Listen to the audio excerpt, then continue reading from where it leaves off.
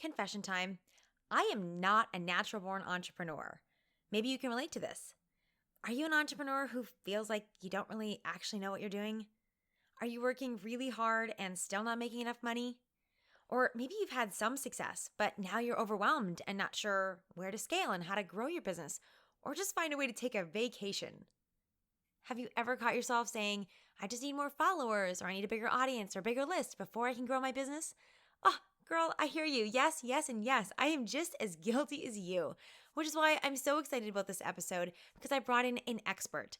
I have Lindsay Johnson here, business coach extraordinaire, also known as the Radical Connector, and she is here on this episode to get us aligned and into effective action fast.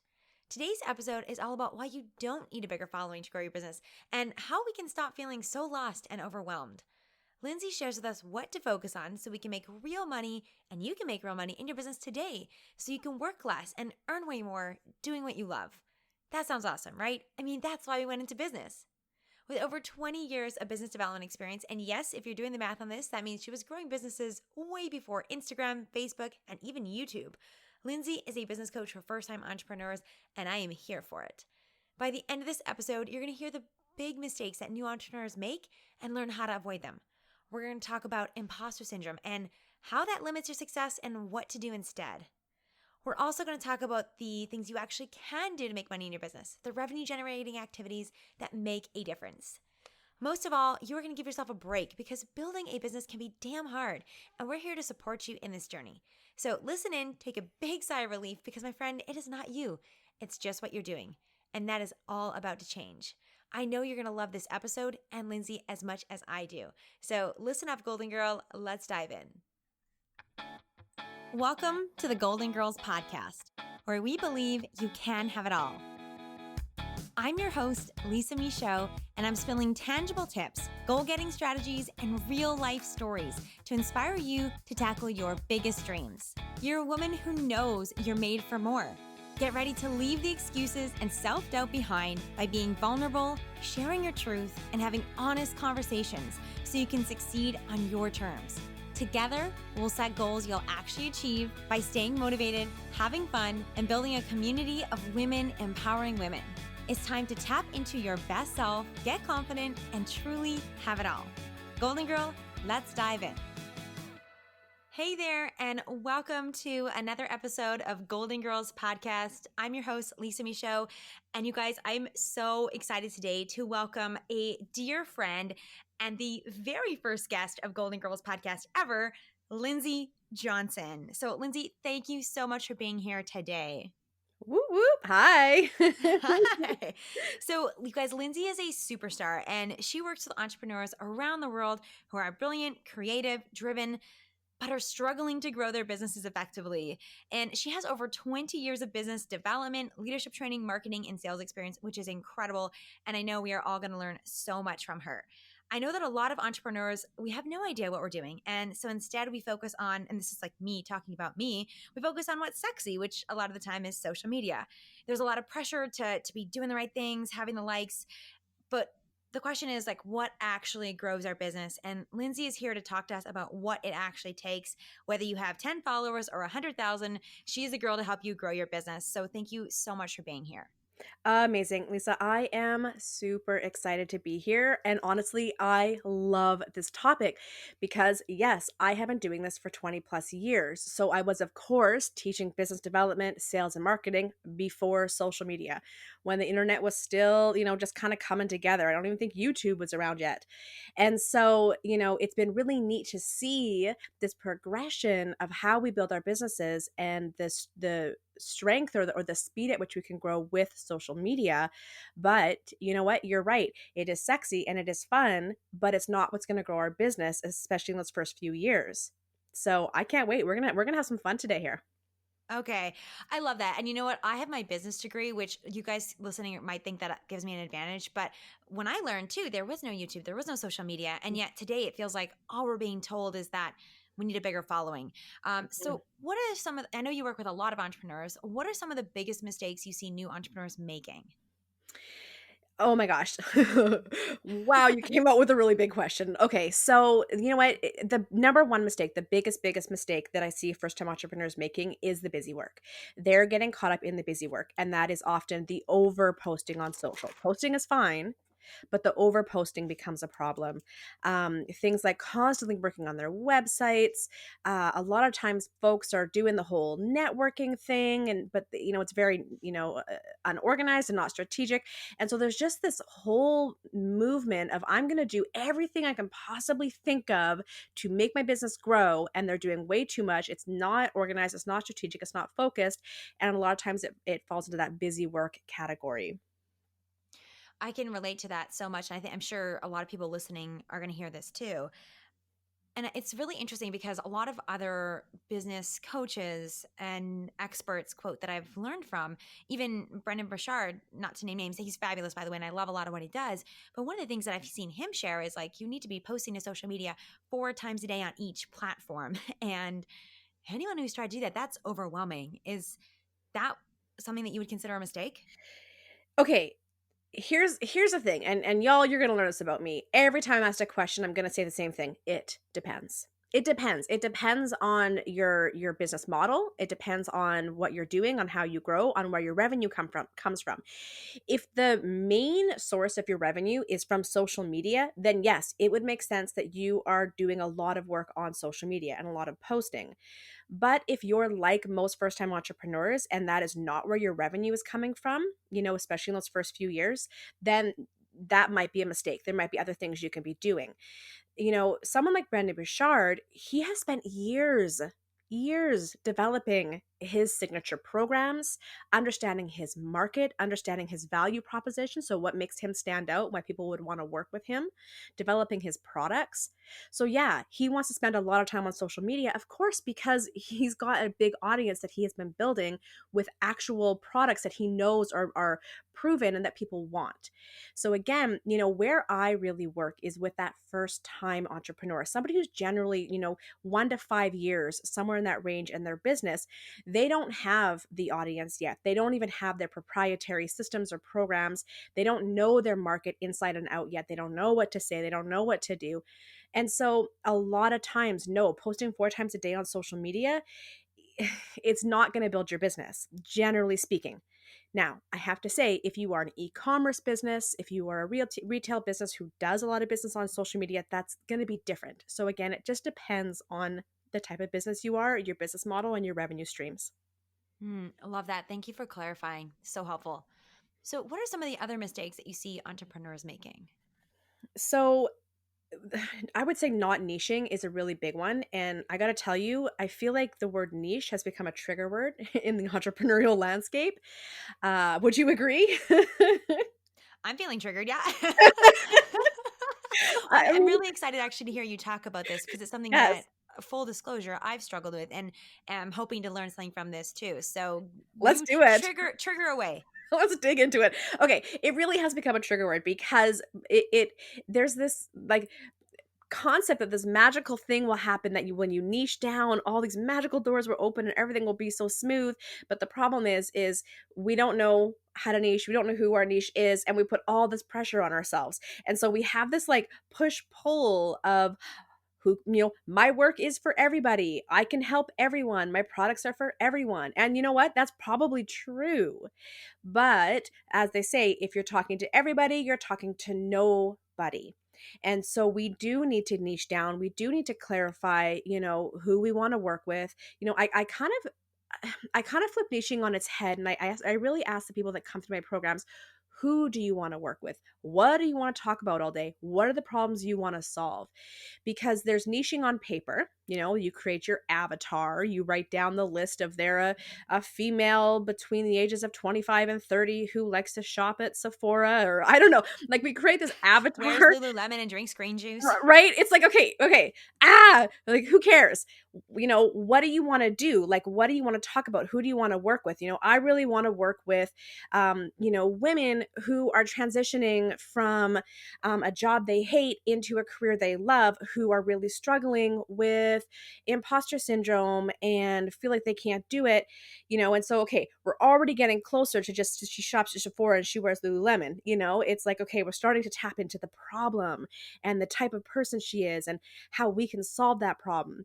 So when we think about niching, it's not just creating an avatar on paper, it's getting your hands in there with that person, getting up close and personal.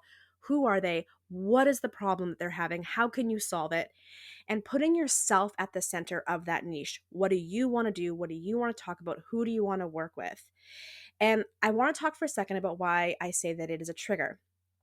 A lot of times, when we're just getting going, we will work with anyone and everybody because we need money, we need experience, we need to try things out. And so there's a fear around niching that if I say no, right, I'm turning away business. And if I turn away that business, well, then no other business is going to come after it. We have this fear of narrowing down and saying no because we don't have the faith or the trust yet that something else better is going to come along. Does that make sense? It totally does. And I'm just thinking about that even comes, I've had clients come to me and say, well, I'm scared that there isn't enough clients out there. Or I'm not going to make enough Mhm. money.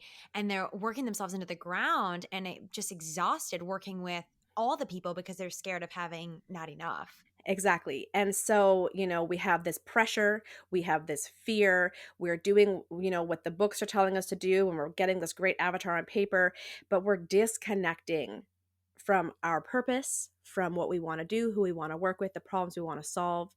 And so, when we let go of the fear, and I know that's not that easy, but when we start to let go of that fear a little bit and relax around niching and instead kind of take a playful and exploratory approach towards it, and just start to work with people. And you know what? When something doesn't feel right, it's okay to not work with that person or not solve that problem, and then what happens over time, and not that long, maybe let's give it a year, of kind of playing and exploring, we start to naturally niche down because we start to see not only who we love working with, but where we shine in the problems that we solve.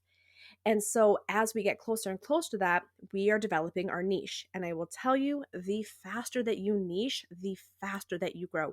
The less people or you work with, problems you solve, the faster you will grow because now you know exactly who you're talking to, the problem that they need solved, and how to talk to them in a way that they're going to care. That's so brilliant. I love what you said there because it really is about diving in and actually doing the work. And I know this is something that in some ways I did well, in Mhm. some ways I didn't. I definitely have put a lot of focus on trying to build a following without really understanding what I was doing. That was a mistake that I made and I'm trying to Yeah. still correct. And one of the things that I did really well that helped Yeah. me is just getting in there. So I love that you emphasize that. When I first started my business, I coached, I think about 30 people for free just to get a sense of what Mhm. conversations do I like having? Who are the people I like talking to? What kinds of transitions do I like helping people through? What are the things that keep coming up? When do I helping people get real results? And to this day, that I think was one of the smartest things I did in my business was really just doing it and seeing what happens. And there's a really big difference between doing it from a place of curiosity versus doing it from a place of fear. Yes, absolutely. And that's why we say, like, let's take the pressure off. Let's talk about market research as playing, right? Let's talk about niching as exploring. And let's really bring that sense of play into it, because that kind of brings me to another really good point about mistakes we make, which is trying to force ourselves into boxes way too soon. Right? Again, your first 1 to 3 years in your business, oh my goodness, it's going to change and evolve so drastically, and the things you did in the first year, by year 3, you're going to not even recognize those things. You're not even going to probably be doing them anymore, not even saying those things anymore. And so we need to allow our businesses and ourselves to evolve and not try to lock ourselves into a box and a commitment so soon. This is why, like, I tell folks who are spending a lot of time and money on business plans, if you're applying for funding or financing or a special program where you need that, fine. But I gotta tell you, when you're making a business plan before being 2 or 3 years old in your business, it's all guess, it's all conjecture. You're guessing. You got no data to work with, no facts, and it's gonna look totally different, so different. That business plan goes out 6 months out the window 6 months into your business. And so, again, just not being afraid to evolve and don't lock yourself in. Just like play and have fun and get to see what feels good and what feels right. And then, you get to that point of finding your thing, of finding your magic, and then boof, things will just take right off. I think we could all just take a collective big sigh, and just release some pressure. I know I can Yeah. definitely feel that. It's so big. And, I say the same thing with people's goals. People sometimes get so scared. They're like, I don't know exactly how I'm going to do it and what it's going to look like and how long it's going to take. And the truth is, like you just said, with the business plan, with any kind of a plan, it's going to change, it's going to evolve. And I think if we allow ourselves to take that pressure off, and just dive in and experiment and play, I think that's where the magic happens. And I think that's why, mindset becomes so much more important than the strategy. Yes, 100%. I think it's like mindset is number 1, skills and strategy are number 2. But it really is mindset first, and understanding that uh your business isn't what do they say, Rome isn't built in a day. Like your business isn't built in a day. And it's really funny, I get a lot of folks who I work with who have this magical number, this 6-month number in their head.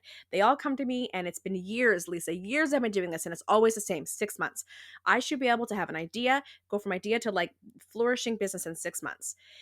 No, no, 3 years, 5 years. With social media, if you're a quick learner, 3 years, you could. But no, your business isn't built that fast. Businesses just are not built that fast. Obviously, I'm not talking all businesses, right? But generally, a lot of folks are starting service based businesses, freelancing careers. Those are not built that fast. We're not talking about, you know what? I was even going to say like the Facebooks of the world, but even the Facebooks of the world, it wasn't built overnight, right? It was a lot of time and studying and doing things wrong and figuring it out. Businesses take time to grow. And that's another kind of point of just just take a breath. All right, you don't have to try and cram 3 years worth of growth into 6 months. It's not realistic. And again, you're going to get back into forcing yourself into a box instead of allowing it to grow organically, based on what has value to you, based on what you love to do. Okay, I know you're speaking right to me, but I really, really do feel like you're speaking right to my heart. And I truly have tears in my eyes because Mm, I don't know if anyone else can relate to this too, but I see these posts that are like, I built my 6-figure business in 24 hours and 7 figures in 6 months. And all, these people that are showing these ads and promoting these programs that are showing these quote overnight successes. And it can be so frustrating to be on the other end of that and to be like, well, I'm doing this work and why isn't it working? And it's just such mhm, a great reminder that things do take time to be built. And I know you're going to talk to us about, revenue generating activities, and you mentioned that busy work is a problem and we don't want to be doing that. But I love what you just said about the fact that it does take time to build something real. mhm. So maybe if anyone else is listening to this too and you're hearing what Lindsay said, maybe you can just reiterate that, Lindsay, one more time for those that speak right to our heart that need to hear that it might take time. That not only will it will. Listen, folks that say I built a business from 0 to 7 figures in 6 months, it's just not true. The thing is that you're not often seeing the years behind that of building their audience, of crafting their message, of crafting their proprietary product or system. Or, you know what, there are a lot of folks that can put a really pretty website together and a really pretty sales funnel. And for sure, they can drive that initial first launch of higher priced products. Like this sounds so harsh, but there's that whole concept of there's a sucker born every day. I'm sorry, it's harsh, but we will buy things when they're pretty and they look nice. And so yeah, there are people that are out there doing that. And listen, I'm going to say this, all the power to them. If you find a way to package what you've got and sell it, but I've seen, guys, it's been 20 years. I've seen a lot of garbage out there. And so you just got to look past the pretty pictures, and you got to look at, is this thing that's being sold of value? Does it have legs? Does it have longevity? That's one thing. But also a lot of times we don't see the years, like 2, 3 years behind that, where they were developing their audience and their messaging and all that. And then they go, oh, I launched this thing and in 6 months I was here, but you've been doing it for 3 years behind the scenes. So that's not fair. But I'm going to say something. I think that those people also feel the pressure to have to repeat that message, because that is that, sort of perpetuating cycle that we're in right now. This whole, you got to build fast, you got to be the best, you got to be the top. And I think it's just this really toxic cycle in entrepreneurship, especially online entrepreneurship, where you do have to have this magical seven figure or at least six-figure number within 6 months, or you're considered a failure. Like, OMG, no. I just want to say thank you for sharing that and for just giving us that permission to know that it's going to take time. And you caught me there. I said it might take time, and you were like, "No, it will take time." So thank you for catching that, and thank you for reminding me. Because see, even I try and soften this stuff for myself because I'm like, but maybe it won't, but it will. It's going to take time, um, and Mhm. so thank you for sharing that. I'm curious, like, why do you think we fall into this trap of needing more, wanting, more followers, more revenue, have it happen faster? Eh, why do you think that is? Oh boy, that is a loaded question, Lisa. So, I mean, our culture is set up that way. Social media is set up that way. We know there's studies out there that talk about the addictive, you know, habits or sort of elements to social media. I think that there is a really high, like unreasonably high expectation of avoiding failure at all costs. And so we can never be perceived to be a failure. I think that there's also a lot of aspirational programs or people or messages out there that we should be aspiring to be more and aspiring to be the best, live your best life. And I think that we have, as a society, we have started to place more value on how things look than on how we feel. And so living your best life, on social media, that looks like vacations and cute puppies and all the best fashion and Food. the It newest looks like food. toys, but how do you feel? Food. Oh my God. Don't get me wrong. I am addicted to smoothie bowl posts and plant posts. Okay. They are my weakness. Smoothie bowls and plants. Okay.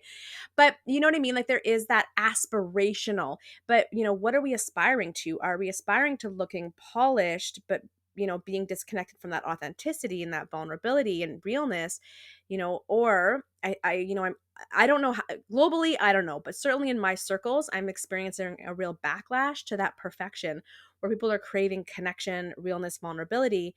And so now we're starting to really focus on how do I want to feel? Right? What is aspirationally, what is that joy I want to feel, that happiness I want to bring in? And so, it's kind of like, how do I say this? Like, there's two ways you can go. You can either buy into sort of that toxic, as I said, perfectly curated kind of look out there where there's no failure and everything's perfect and you grow fast, or you can get real and connect with the folks who are also real about the struggles. Entrepreneurship is no joke, friends. It is hard AF. Okay. It takes time. It takes a lot of putting ourselves out there, taking risks, being uncomfortable, making sacrifices, but this is why I talk about, we can't just talk about the avatar on paper, right? Like, what is that deeper purpose, that impact you want to make? What do you want to do? Who do you want to talk to? Because my goodness, if you're going to put in the time and the work, it's got to be something you love, to have that endurance, right? So yeah, when it comes to striving for perfection or striving for fulfillment, you have to make that choice for you, what it is that you're aspiring to, and then which role models you're following for that. This is why I'm so grateful to have you on here, because I think we are so aligned on this, and I find the same thing with any goal, really. People come into my programs or come to work with me, and they want to lose weight, or they want to make six figures or have this title. But so often, and it's the same thing I think with business. You think you want to, like you said, that 6 month mark, or have a certain number of followers, and we don't always remember the connection about like what that's actually going to do to us. So one of the questions I like to ask people is, how long after you achieve your goal will it take for you to be happy afterwards? Mm. Because so often we just think it's about the more, or it's about the number, or it's about the title, and forget about what the actual feeling is that we want and what we're trying to create with our lives. Because living our best lives, I say that, and I try, I know it's a cliche, but it's really about what that means to you. And it has nothing to do with how it looks on the outside. It's all about how it feels on the inside. So I love that you just took something that I share so much and brought that right to business, Mhm. because it's super important that through our businesses we have it. And this is where, you asked, I heard you say around niching, you specifically said, who do we love working with? Where do we shine? What are the problems you want to solve? Notice none of that is like how many followers do you want, Mhm. or how much money do you want to make. It's like really getting into the juice and the meat and the love that we have in ourselves, and that then evolves through our business and how we show up for our clients. So thank you for sharing that. And also got a big clap for the building a business is hard AF. Oh my gosh, for sure. Like I pushed a baby out. I've written a lot of hard things, and for me, I find building a business has been the best personal growth journey because of all the fears and the putting myself out there and all of these having to check in with all these things around my own ego and my fears and procrastination and excuses. And I struggle with all the things, and you guys know I'm pretty open about that. Mhm. I want to be. So thank you for bringing that up, Lindsay. It's so Right? I awesome. mean, can we just talk about imposter syndrome for a second? Like, Yeah, I was. Yes, please. Okay, let's do it. okay. Yeah. So for a long time, I said I don't struggle from this, and then now I know I do. So can you tell us what imposter syndrome is Absolutely. first? So imposter syndrome boils down to the belief that you haven't earned your success that you've got, or you don't deserve it in some way. It is this deep feeling that you are a fraud, and that any moment everyone's going to find out that you have no idea what you're doing. Mm. So, okay, when I heard that description, I got to say this, that didn't really resonate with me for a long Mhm. time, for like years and years. I was like, oh, all these other women and their imposter syndrome, that sucks for them. I'm sorry. And then I just want to share this, like real life examples of where I've struggled with. So even, last night I had a beautiful friend of mine share a YouTube video that we did, and she's got a pretty big audience, and she posted this video about her and I talking about goal setting mistakes and how to correct those. And I noticed almost right away there was comments and likes and stuff, and I could feel my imposter syndrome coming up, being like, oh my gosh, people are going to realize I don't know what I'm talking about, or what if I said the wrong thing, or like all these thoughts started coming up. And like that is an interesting thing for imposter syndrome, where I talk about goals all the time for years now, and I didn't have that come up every time, but last night on a new platform in a new arena with a bigger following, that came up. Mm. And I realized to myself, I was like, this is why I don't have 10 million followers yet, is because I'm not ready Yeah. personally. Do you know what? This is so interesting. Okay, so imposter syndrome, obviously, it comes up the most when we are out of our comfort zones, when we are stretching beyond ourselves, which that makes sense. For you, goals is like your sweet spot. There's no imposter syndrome there, right? But the minute you got onto the YouTube, oh my God. And I was talking with someone the other day, actually, it was like literally 3 days ago, and we were talking about like when people don't when people are not experiencing imposter syndrome, she said, I bet you it's because they're not stretching enough, they're not doing coming out of their comfort zones enough. And it was like, oh, that's an interesting Mm. perspective. I'm very curious to kind of investigate that a little bit. And is that the reason? Is it that you're playing safe? Here's my interpretation on this is I think imposter syndrome can I love that reframe there, that if you're feeling imposter syndrome, it's because you're getting out of your comfort zone. I think that's amazing. And that's where imposter syndrome is really great. I know personally, I've also experienced imposter syndrome where it's held me back. Hmm. And I haven't applied for something because I'm not ready yet, or I don't know enough yet, or I've held back from inviting people to come work with me because I don't feel like I'm at their level yet. And I think Mm, there's probably times where imposter syndrome it can be a positive indication that we're doing big things, and as long as we don't let it hold us back, it can be really powerful. And there's times, I know for me definitely, where my imposter syndrome has impacted my success in a negative way, and unless I pick up on that and recognize that that's not the truth, that it's not true, that I'm not ready, and that if people don't want to work with me, they're just going to say no, I can still ask, right? mhm. As long as I can see it for what it is, an imposter syndrome, and not the truth that I then hold on Yeah. to, it's going to hold me back. I love it. I love it because this sounds exactly like what we talked about in the imposter syndrome workshop we did for your Golden Girls community. Yes, that's exactly it, right? Like it is. Yeah. Yeah. Side note: plug for the Golden Girls community. If you're not a part of it yet, go join because you're gonna get access to a bomb imposter syndrome workshop. But yeah, we talked about that. We talked about it's a lie, right? Connecting to the lie that imposter syndrome is, and finding the truth in that so that we don't crumble. Because here's the thing, friends, the more successful you are, the more imposter syndrome is going to kick in. Okay, it doesn't go away because the bigger that we get, the more it's like, oh my God, oh my God, oh my God. And so we cannot stay small. We cannot crumble under the weight of that self-doubt.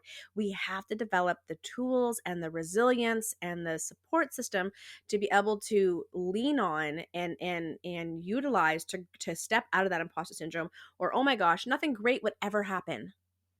So, what is your biggest tip if you're facing imposter syndrome? Anyone listening to this, if you're coming up against that, how do you overcome it to get the success you want as an entrepreneur? Okay, the biggest tip for overcoming imposter syndrome is as an entrepreneur is going to be, first of all, we're going to go a little deep here, friends, a little deep. It's first of all connecting to it and recognizing when it is at play. What are you avoiding? How are you procrastinating? For some people, they hide. For others, they become overly aggressive and assertive to compensate. So just recognizing when it's at play in your decision making and your actions and reactions, and then getting real about what the self-talk is. What are you saying to yourself? What is that voice whispering in your ear? If you can track that to somebody else, because oftentimes the voices in our ears are not ours. Those little gremlins come from, parents or, media or teachers, things often from when we're kids. If anyone does any personal growth work, we know most of this garbage comes from when we're kids. So just kind of trying to connect to where that voice comes from and starting to recognize that it's not your voice and it probably is not even true anymore. And so when we can see the lie in that voice, then we want to really connect to that truth. All right. Read client testimonials, talk to your biggest cheerleaders. I always talk about getting into the magic of what you do. Go work with someone, go get on a podcast, go do a Facebook Live, get into that magic of what you do so that you can use that action to springboard you out of that lie, because it's just a lie. It's just an old story that's trying to keep you safe and trying to keep you small. So we can recognize it, ditch it, get in the magic of what you do, and just keep moving forward. I just love everything you say. Thank you. That's so brilliant. Get in the magic what you do. And I love that you emphasize, obviously, going deep. That's super important, recognizing that. And also the action. I think those two things, let me put those two things together. It is like peanut butter and jelly. It is where the magic is, right? So good. Right? You have Can I just tell you, I was going to say, just sorry, I'm totally interrupting you for a second. I wanted to share, there have been three times in my business. My business itself is 6 years old. I've been doing this a long time, but my business just came into the world 6 years ago. And there were 3 points along the 6-year journey to this point, and I expect that there'll be more, where whether it's imposter syndrome or like if you get into the woo, like there were some vibrational shifts happening for me.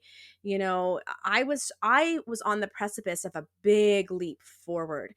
And I remember there would be days, friends, where I was working while my entire body was shaking and vibrating, and there was a shake in my voice because it was just so real. And I could feel that big giant leap that I was in the middle of taking. I had chosen to jump off that cliff and not down, up I was flying. And that is scary. And we talk who is it, Marianne Williamson, that talks about like our greatest fear isn't failure, our greatest fear is being awesome. I don't know, that was a terrible paraphrase. Look her up, she's got a great quote. But we talk about that, not the fear of failure, but the fear of massive success, of massive growth, because that level of exposure can be really scary for a lot of people. And so failure is almost easier to mitigate than massive success.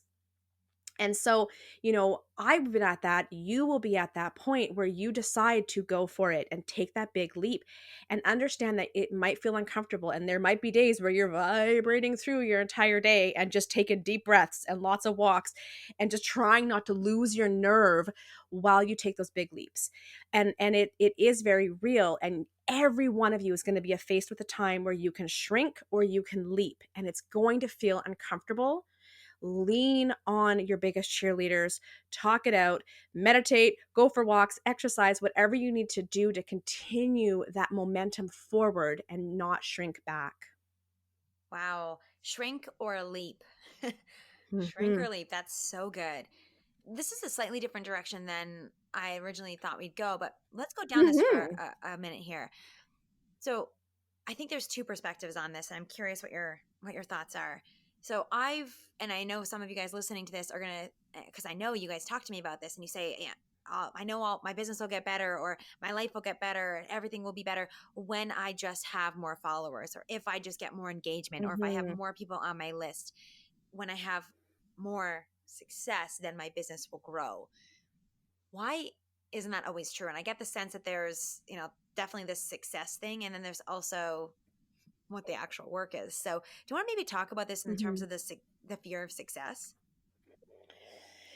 Ooh, I do. You're gonna give me a minute to let my brain wrap around that question. So we're talking about the this belief, when I have more followers, things will be better, and connecting that to the fear of success. You know what? I think it comes down to what I had said earlier about exposure.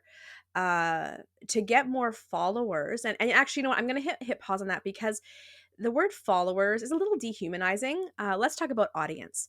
To grow your audience, it requires you to put out real content of value and substance that people can relate to and connect to, which means we all need to be more vulnerable and more real, which means that we have that, Brene Brown talks about the vulnerability hangover.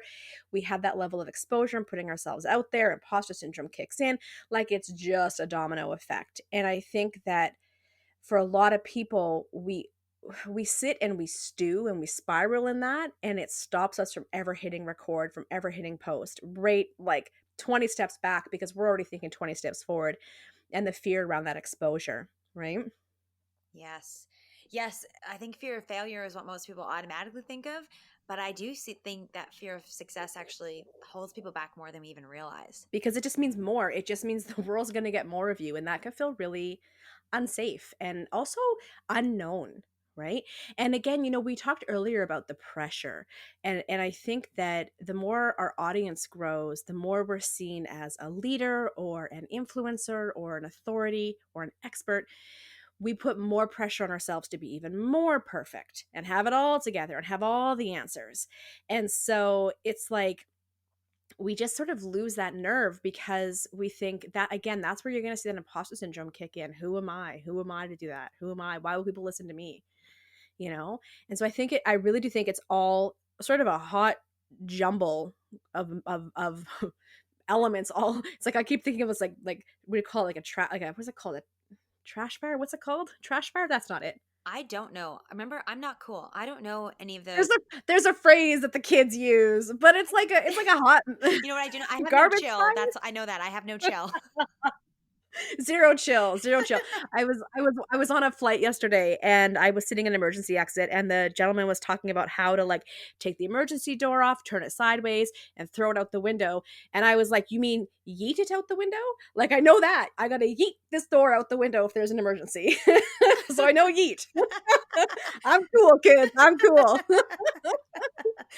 We anyways, are super hip, by anyways, the way, which I think when we use the word hip, it means we're not, but that's okay. I know. I think we're like 20 years late. But yeah, but getting back to that, I think it's a whole jumble of a bunch of different things, but I think it comes down to ultimately exposure, and more success means more exposure, and that is uncomfortable, and that can feel unsafe and unknown. And I think that's when people shrink subconsciously, unconsciously. I think that we shrink because of that unknown exposure. For Yeah. sure. Yeah. And I have women that say things like, well, if I'm already, or sometimes they realize, sometimes they don't, I'm already this busy. What if I had more? Like, I'm Yes. already not, I already have 45 unread text messages. Like, what do I do when I have 1,000 and all these DMs, and how am I ever going to handle it? Or there's also fear of, what would my family think, or what would how would my relationships change? How would my Mm, friendships change? There's a lot of that too. So thanks for diving into that. I know that was a little different than what we were thinking about connecting to, but I think it's worth bringing in here, because we can always go back to what you were sharing with us around imposter syndrome. How is this showing up? What's the self-talk? Connecting to the truth and cheerleading to get into your magic, because we are all mhm. so capable, and we should use imposter syndrome as an indication that we're doing the right things and we're stepping out of our comfort zone, and not as permission to hold ourselves back from what we're capable of. Mhm. Yeah, absolutely. Absolutely. And understand that relationships are going to change, friends.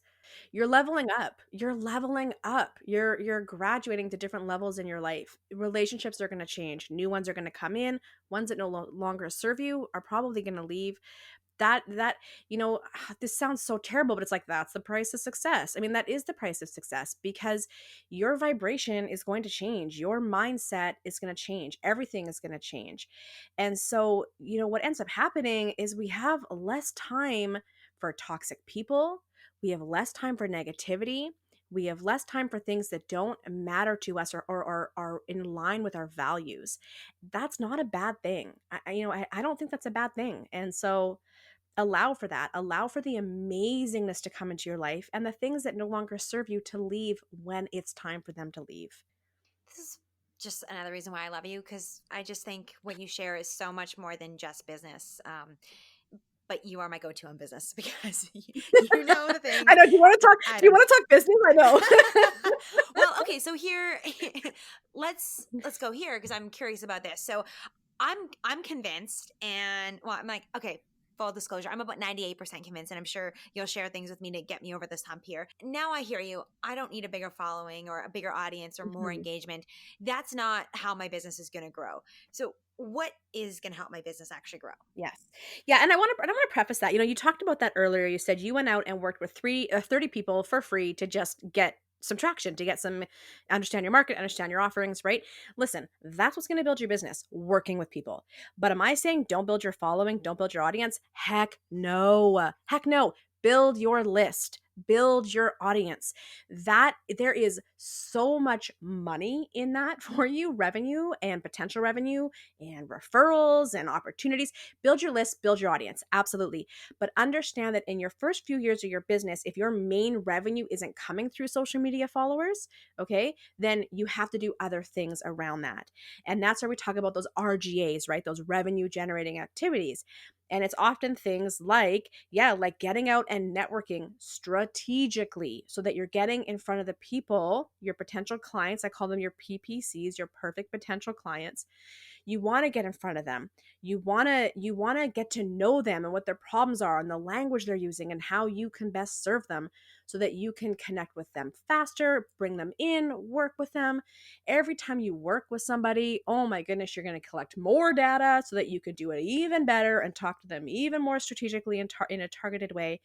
So yeah, things like networking, things like community building. There's building your audience, building your list, and then there's building a community. Okay, can you talk about what that difference is Yeah, for yeah. us? Let's do it. Let's do it. I'm on a roll. I'm on a roll. Okay, so let's talk about community building. Okay, so community build. So when we have a list, that tends to be a one-way communication, right? We are sending an email out and people are reading that email if we're lucky. All right. Same with on social media. We are posting and people will like, maybe they'll share, sometimes they'll engage. When you have a community, that is more about creating a container of multi directional communication. So, whether you're doing a Facebook group or you're creating a cool app or you've got an in real life group of some sort, but you've got a container where you're putting everybody who is just a super fan or they're those cheerleaders and champions for you. They may work with you one day, they may not. They may be your biggest referral, they may open doors to new opportunities. It's a totally different model or dynamic than just a one-way communication that is social media or emails. Does that make sense? Yes, it does. Where do I put them? So, okay, let's talk about rad. Can we talk about rad connectors for a second? Yes, yes. Okay. Okay. Yes, and you are a great example of this. Yes. So I have a community called Rad Connectors. Okay, my company is called The Radical Connector. That is me. My community is Rad Connectors because it is full of people who are super rad and want to connect. And so I have a Facebook group and they come into this group and it is a place. So the tagline of the group is supporting your entrepreneurial journey inside and out. And so I bring in experts, I share stuff. It's all about developing your business skills while also developing yourself as an entrepreneur, right? We talk about that mindset and that personal growth. So that's the foundation of this community and what brings people into it. Then once they're inside, oh my gosh, we have a Rolodex where they get to add themselves, they get to work with each other, get business, hire other people. We have events in real life, we have events online, we have people doing like they're becoming best friends, they're collaborating on projects together, they're sharing resources. If they need something, they ask and the community responds. It becomes, as I said, this multi-directional communication, this whole community of people that are here having fun, supporting each other, growing together, making friends, doing their thing. So that doesn't happen on an email list. That doesn't happen on an Instagram account, right? And so again, email lists and Instagram accounts, very important. I am not saying don't build them. 100%, you have to have that as a part of your strategy. But when you have a community, it's a very different thing. It's a great way to establish yourself as an expert, as somebody who's a leader. It absolutely will drive business and referrals and open up opportunities to you that you wouldn't have otherwise had access to. And of course, tons of support. It's a great way to collect data and understand your market even more. It's a great place to test out new programs or products, right? So it's just having a community like that, it is so beneficial to your business growth and also your business acumen and establishing yourself as a leader and an expert in what you do. Love that. Thank you for sharing that distinction. And I've Hmm. got to say, the Rad Connectors is phenomenal. Such a great group of people. And Lindsay, you practice what you preach, which is another reason why I'm such a big fan of you and why, I wanted to have you on the podcast, because you do what you say and you show up as a leader. Every event that I go to that Lindsay is speaking at, she asks the audience, who are the Rad Connectors? And everyone that's in her group, we put up our hands and it's like, hey, I see you. I see you. Yeah, let's cool. Let's be friends.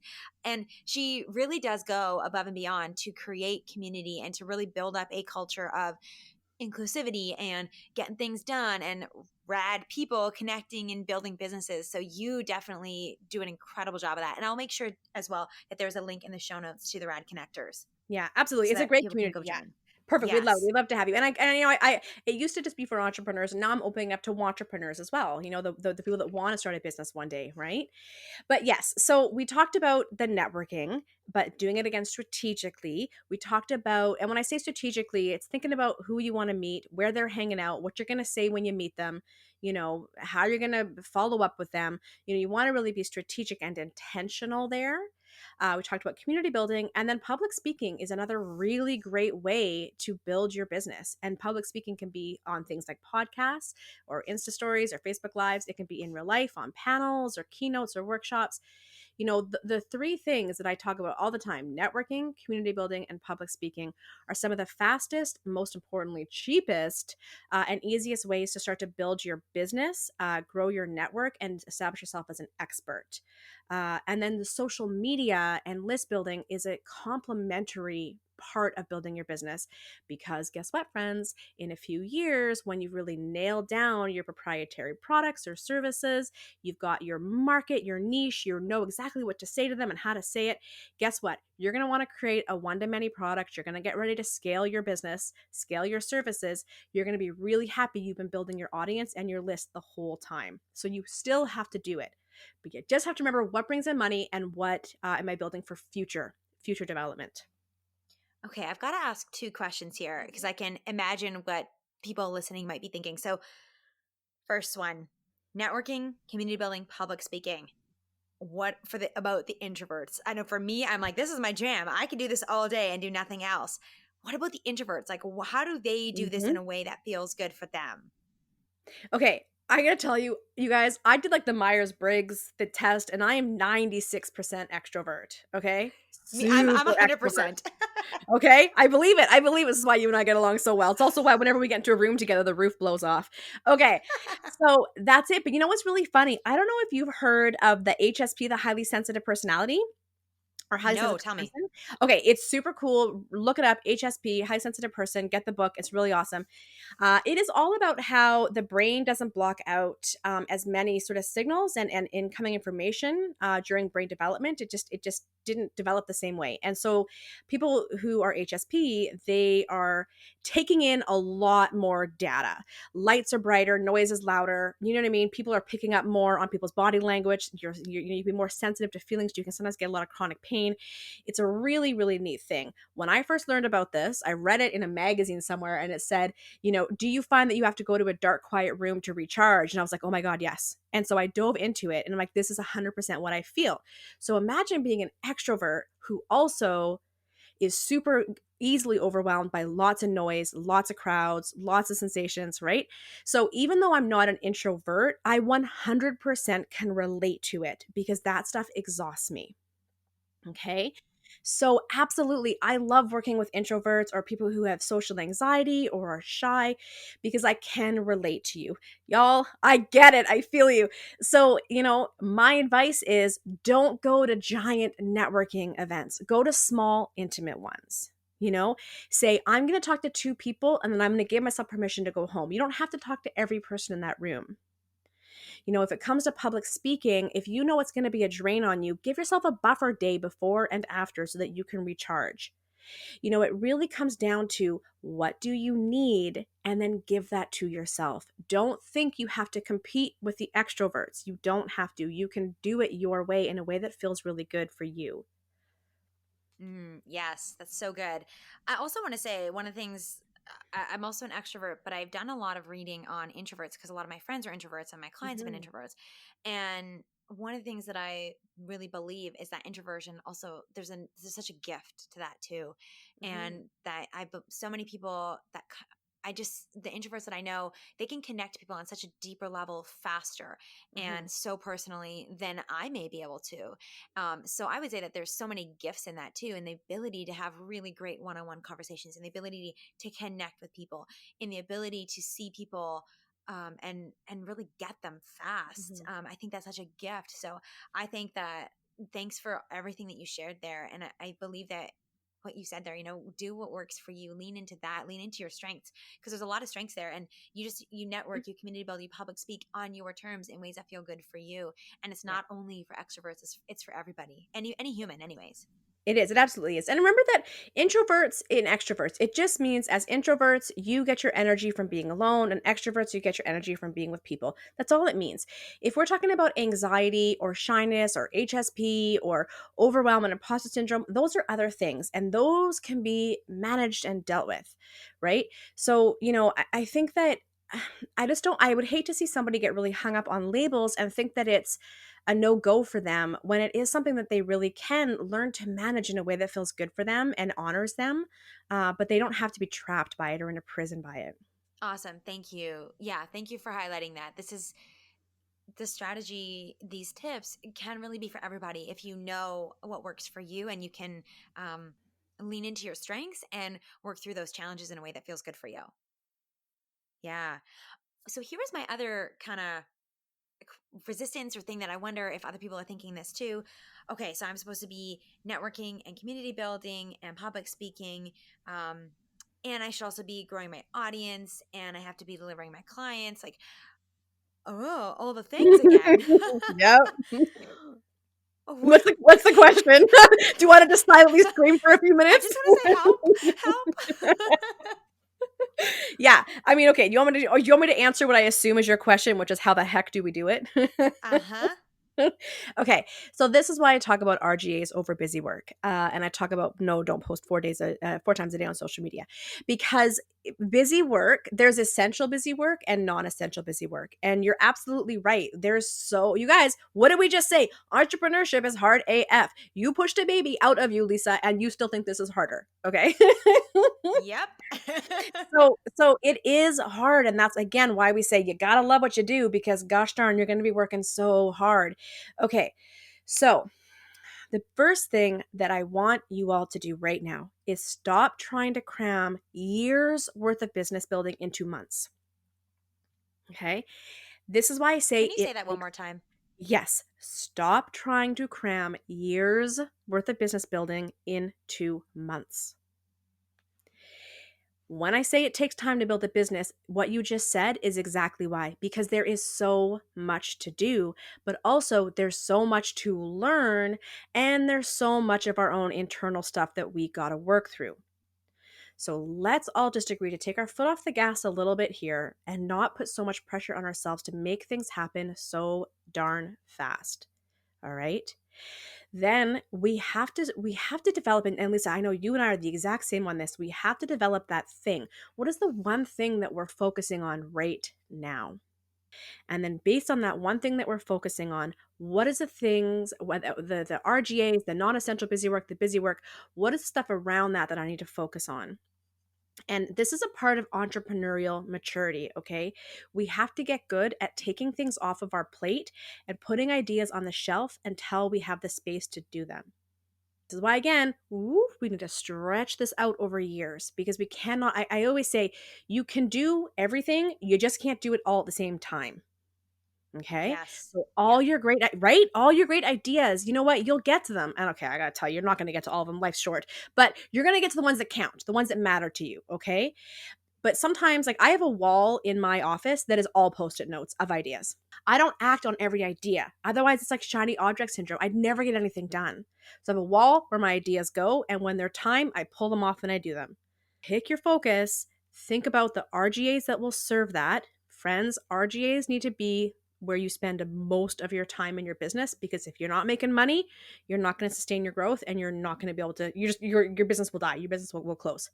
So you focus on your RGAs, you focus on your essential busy work, and you try to get rid of that non-essential busy work as much as possible so that you can grow but still maintain your mental health and your social life and family life. And health and all the things, hey? All the things, all the things. So I heard you say, over posting on social media, tweaking your website over and over again. What are some of the other things that may distract us from what really is important? Netflix. Okay, so yes, overposting on social, like doing, like, again, blogging is great for SEO, great for building your audience. Do like one a month and then repurpose it all month. You don't have to have one come out every week. Okay. And again, I'm not saying I'm a social media building expert, and everyone's business is different, but I'm just kind of trying to give you guys some perspective here. you know Post once a week on social media. What else have we got? We got website, things like there's so many little things we do. Like, I've decided that I'm going to learn QuickBooks this week. Okay. I mean, it is important, but instead of spending a whole week learning QuickBooks, can you spend 2 months learning QuickBooks and make more room for those RGAs?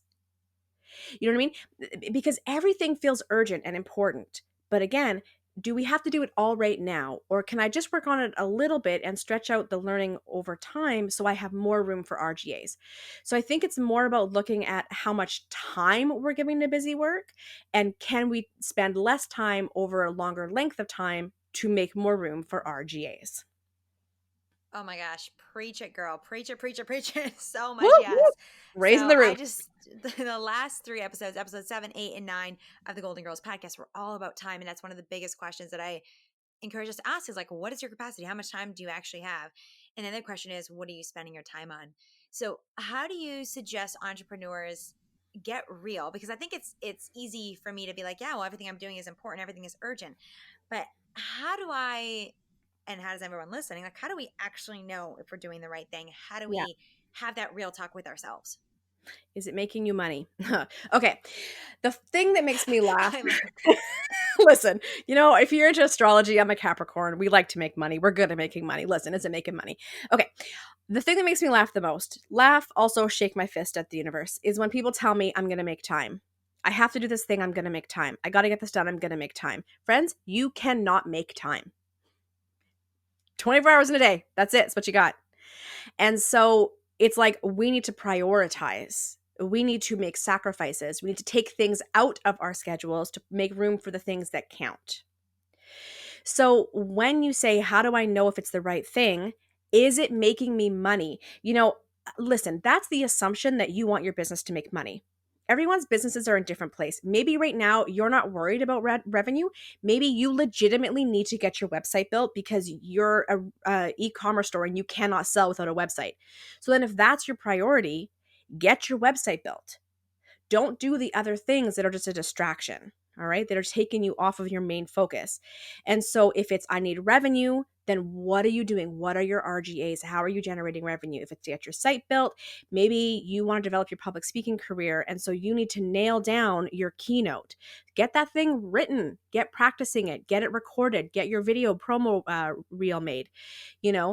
Whatever your thing is, your focus right now, pick that focus and then do it and get really, really good at noticing when you're doing that busy work. And friends, I'm going to tell you, oftentimes we're doing the busy work because we're afraid of doing the real thing, right? We talked about imposter syndrome. We talked about all that already. So if you're procrastinating, if you're avoiding, you got to look at why, and you got to do what you got to do to get through that so that you can get back to doing the things that matter. They're going to help you bring that one focus into reality. Holy moly. Yes, I can relate to all of that. I've noticed, and this is something that I recommend with procrastination. If you notice yourself procrastinating, look at the trends. What do you keep procrastinating on, and why is that? And Mhm. I 100% procrastinate on things that are the harder things, the things that Mhm. are scary, the things that I'm like, I don't really know if I'm going to do a good enough job on this. And so it's super, I love that you just brought that up because like I'm not the Netflix and binger.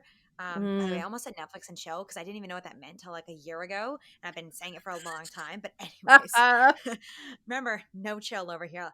Um, Okay, the opposite. What I say, Lisa, is Netflix and avoid. It's Netflix and avoid. so that's not my problem. My problem is do more, do more, do more, do more. Add to the list. Do busy. Be like that is where I lean into personally. So I'm sure there are the Netflix and avoiders listening, and then I am pretty sure I'm not the only one here that also just leans into trying to make other things better and perfect, Yeah, and with while avoiding the things that are actually going to make a difference. yeah. Because we think that if we're busy, that means we're successful, that means that counts. Like, busy work doesn't count, right? But the busier we are, the more we think that we're working towards Yeah. that goal, the more we think we're gonna make money, and it's just not true. I mean, for all those that don't wanna work hard, can I get a hallelujah? Because guess what? Busy work doesn't matter, it doesn't count, right? All that counts is the work that you're doing that actually brings results in. So y'all don't have to work so darn hard. You really don't. Okay. All right. I'm all in for working less hard. That sounds pretty darn good to me. So here's a question for you. You're six Mhm. years in, and congratulations, by the way. Thank you. That's amazing. Go girl, love it. Woot woot. If you were starting your business from scratch now in 2020, where would you start, and what would you focus on? List building, 100% list building. You know what? A lot of folks think, well, I don't have something to send them. Okay, it's okay to start building your list. Just start collecting emails. Build your list. Okay, that's something I wish I had done. Now, to be fair, who I was 6 years ago is not who I am. So the people that were on that would have been on that list 6 years ago probably would, well, most likely would not be on that list anymore. But still, build your list and build your audience. Absolutely do that right from the beginning. But I really wouldn't change. Okay, well, to be fair, this isn't my first business, so I kind of knew what to do. But like, I wouldn't. Here's what I wouldn't change, and here's what I would recommend: take your time and play.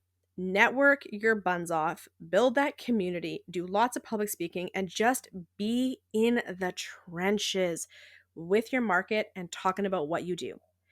Because when you're talking about it over and over and you're working and you're speaking and you're getting these clients, you're just going to niche so much faster, which is what we talked about. And then you're going to be able to, in the end, flip that and grow so much faster. Also, the more that you work, the faster you'll develop your own signature program or products, right? Your own proprietary sort of system.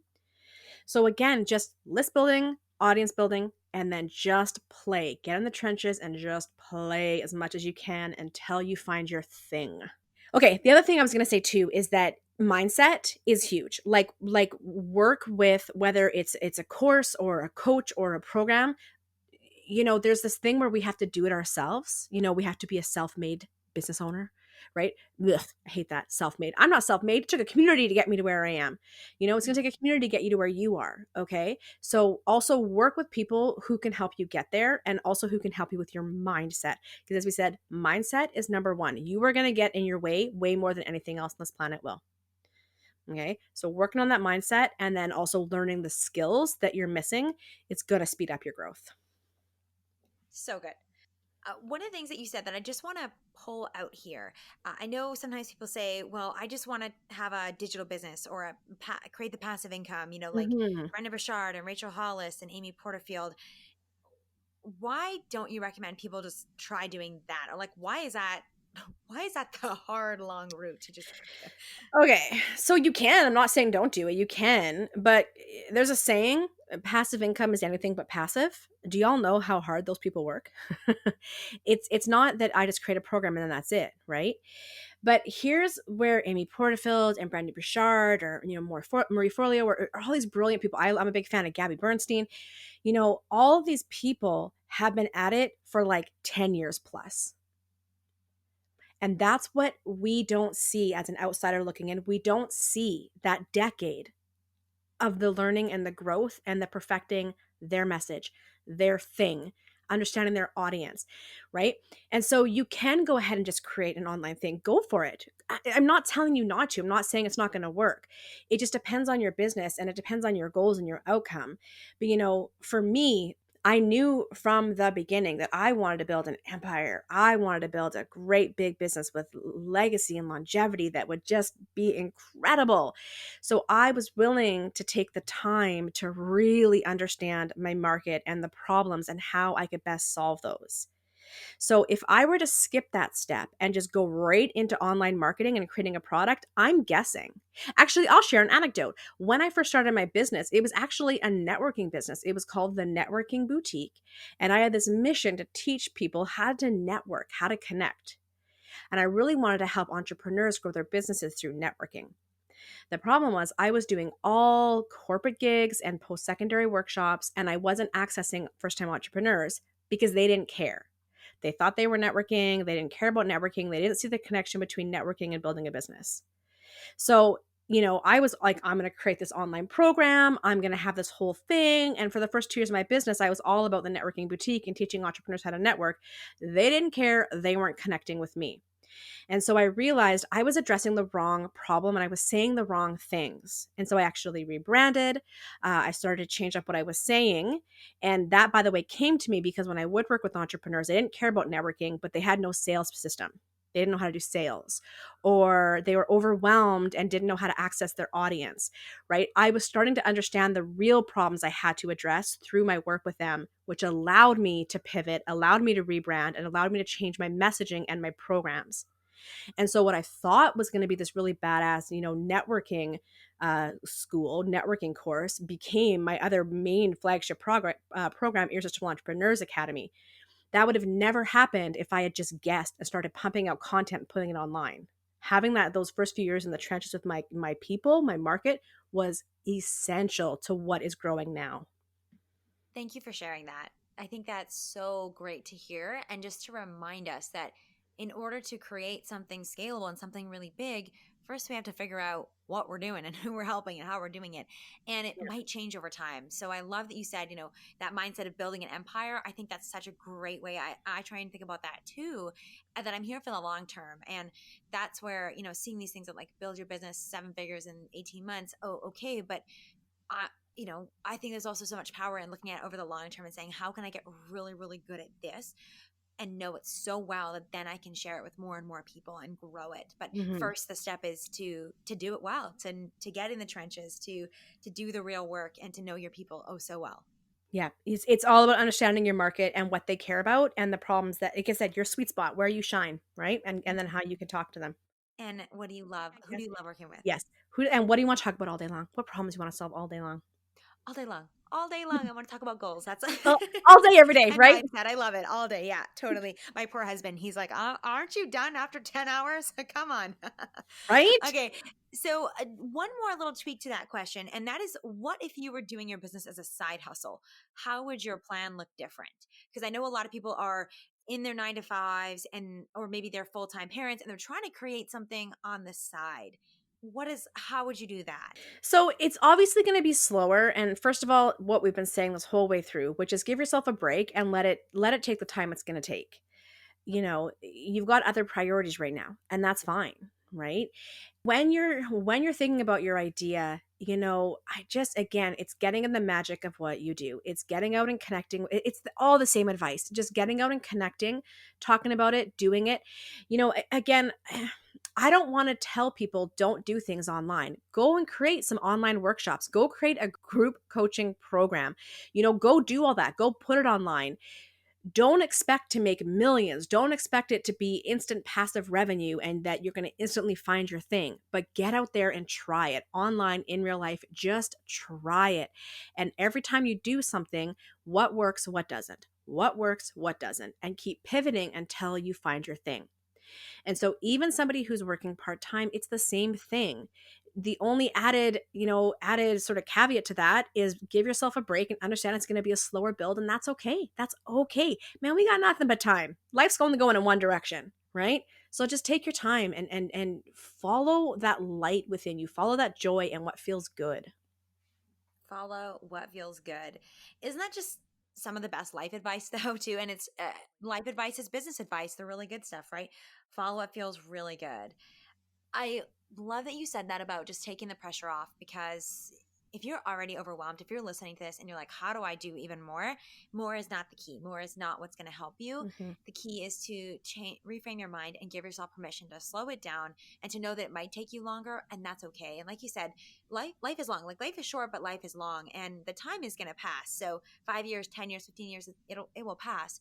And you're going to be so happy that you didn't burn yourself out in the first 6 months Mm-hmm. and then never try again, or that you persisted and built it in your business in a way that was sustainable for you, or whatever goal you're working on, right? But this is very specific to business and entrepreneurship. You're going to be so happy that you didn't give up, and so happy that you did keep going and did it in a way that felt good for you, instead of burning out, crashing, and then thinking there's something wrong with you, or thinking that you're just not good enough at business, or you're never going to figure it out. So you've just given us so much permission to take pressure off of us, to give ourselves breaks, to give ourselves a break, really, and to just follow what feels really good. Absolutely. If y'all haven't read The Tipping Point yet, I recommend it as well. It's a great book. But it talks about, again, the tipping point when all the work and all the hustle and all the grind gets to that point of when it goes on its own. It just, that tipping point happens and boof, off it goes, and things become a lot easier. It's going to be the same in your business. You're going to feel like you're working so hard and nothing is working. And then all of a sudden, oh, that worked. Oh, wait a minute. Oh, that worked. Oh, hang on. That was really easy. And your business will hit a tipping point where it will take off and grow with much less effort on your part.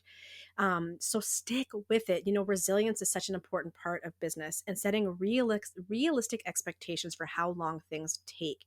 And when you understand that it's not 6 months, it's 3 to 5 years, and you could just take the pressure off and just sort of fastidiously work towards feeling good, but also what's effective and what you love to do, you will hit that tipping point where it will take off. And I gotta say though, if you've been in business 3 years plus and you've not hit that tipping point, you've not found your thing, you need to work with somebody who can help you with that, because something is not working. Something is not working with what you're doing, and you're not learning fast enough.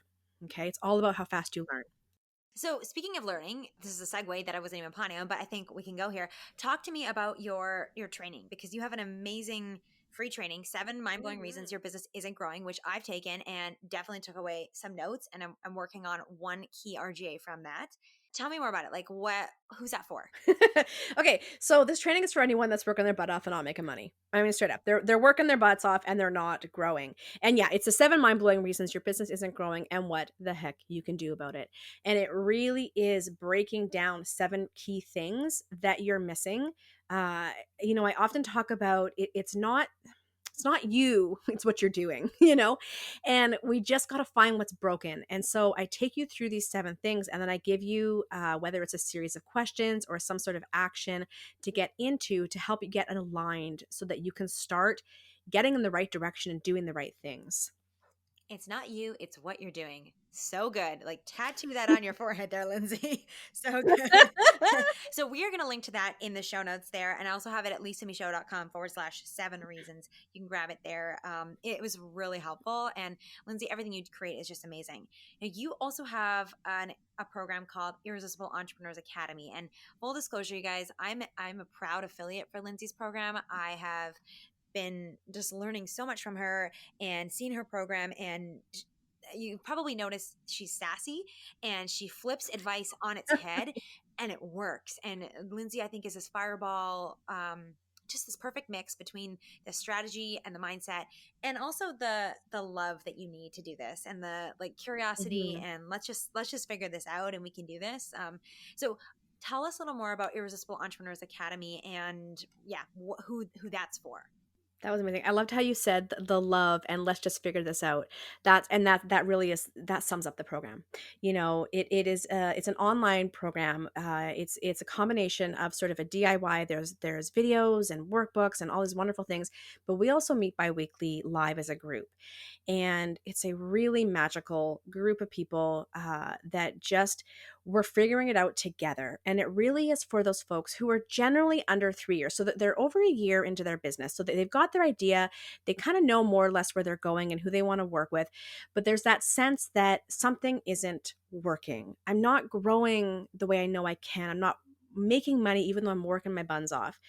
And so I developed this program. Again, this is like 20 years of experience boiled down. This is my brain boiled down into a program where it really is the education of you and your business. This is a business school, and it takes you through all the important elements that you need to be able to build your business. So, the very first module, we start off with the module is called Stop Tripping on Your Words. What do you do?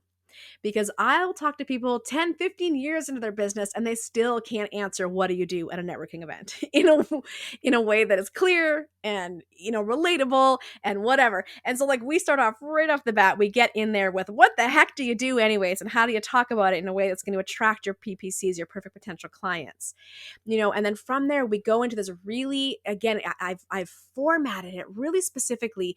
Each module builds on the next one, and it's taking you through building the foundational elements of your business. What are your revenue streams? What's your revenue stream ladder looking like over the next 5 years? We talk about your RGAs. How are you going to build a community? We get really strategic with your public speaking, your networking. And then, as you said, the whole way through, we're talking about mindset. My job here isn't to teach you. I'm not giving you a template to follow. I am teaching you how to think like a business person, think strategically, and I'm teaching you the skills that you need to go out and build a business. So it's just, oh my God, I love it. It's the best program ever. It's my baby. Oh, you know what? It is the stuff that I've learned from you is so good, and exactly what you just said. It builds upon each other, and you also make it really human and help us see not from a place of judgment, from a place of love, of like, okay, I can do this better. I can make this happen better. So, and I know you've had some amazing results from people in your program that have figured out, made tweaks, and created successful businesses. So, it's only open for a little bit longer, right? When do the doors close? So it's actually in a really neat place right now. So the doors closed to registration for new students on November 30th this year, 2019, and it will be opening again in March. So it's also going to be getting an upgrade. We're going to be including a social summit in the upgraded program because, as I said, it is important to use the awesome tool that is the internet and social media, but in a way that is strategic and serves your business needs now, not in the future. And so not only are you getting those foundational elements that we're going to be teaching you how to build a business, you're going to also hear from some of the best in list building and lead generation and, sales funnels and SEO and ads manager, Facebook ads manager. I'm bringing in some great experts. And so it's really coming out into a full-on business school so that you will be set for those first few years in your business. The price is also going to be getting a nice big upgrade, and so I'm super psyched because anybody that joins before the end of the month, by November 30th, they're going to get an automatic upgrade to that new full program at the introductory price. So I'm pretty psyched about that. So definitely for folks that are feeling like I'm working my buns off, I have this vision, I know what I want to do, I've got this empire that I want to build, but I just don't know how to get there. Now's the time that you're going to want to check this out. If it's right for you, you're going to want to jump in and then get all the magic. That's so great. Thank you for sharing that. And there's a reason why I wanted to talk to you. There's a reason why I connect with you. There's a reason why when people come to me for business questions, I'm like, go to Lindsay. And it's because I feel like you do teach people how to think like a business owner. And that being said, you don't just teach people a bunch of templates.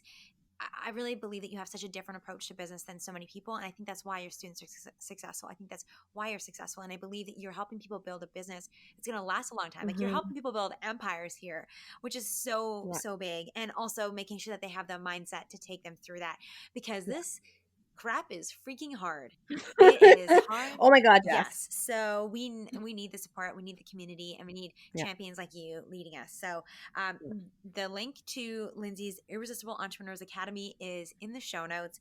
You can also go to lisamishow.com/entrepreneurs academy. All the links are there. Lindsay, thank you so much for this. Thank you, thank you, thank you. Where else can people find you? Come join Rad Connectors. That's the best place. Yeah. I mean, I'm all over social under Radical Linds, Radical Linds. But just join Rad Connectors and come hang out with us. I am super accessible. Most people can book a call with me just to talk, just to be like, here's where I'm stuck, or here's where I'm nervous or excited. I'm really accessible. So come join the community, and then yeah, let's hang out. Are you guys hearing how much time on revenue generating activities, RGAs, Lindsay spends? Like, listen to how she just practices what she preaches. So amazing. Okay, now I didn't tell you this was coming, but I want to do a little lightning round. So quick Ooh. answers here, all right? Let's do it. Let's do it. Tell me, what's one goal you're working on right now? Irresistible Entrepreneurs Academy, really, really blowing it up to its full potential. Cool. What's one thing you can't live without? Chocolate. Oh, good one. Good one. What is your morning? Do you mean in business or in life? Oh, sorry. I'm going to guess chocolate shows up in both. I mean, honestly, it shows up in both. Okay, sorry. What is my morning routine? Okay, so I get up and I go to kickboxing, and then I have a smoothie, and I meditate, and then I might review some emails or read or hang out, and then by 11 o'clock, I start my day. And that's right, friends. I don't start my day till 11 a.m., my work day. I'm just want to hug you and kiss you right now because you're fabulous. I love that. Okay. All right. Really serious question here. Poutine. Are you a cheese curds or shredded cheese girl? I hate poutine. It's the grossest thing on the planet. Okay, friendship off. Goodbye. Kick me out of Canada. I'm sorry. I don't like it. It's so gross. Okay, I clearly don't do a good enough job of vetting my podcast guests. My apologies, guys.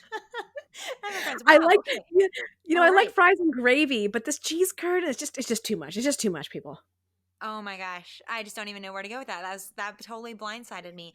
I've been shocked. Okay, well, I'm a big poutine lover, and next time I'm going to check that with my guests up front. So, Lindsay, you're lucky you made the cut, girl. Okay, Thank you. what would you go back and tell your 20-year-old self? Divorce him. Oh, I feel like there might be another topic on that one. All right. And Yeah. what is one dream that's still in your heart that you're going to make happen? One dream still in my heart that I'm going to make happen. Oh my gosh. You know what? There's actually a lot. I'm going to say have a family.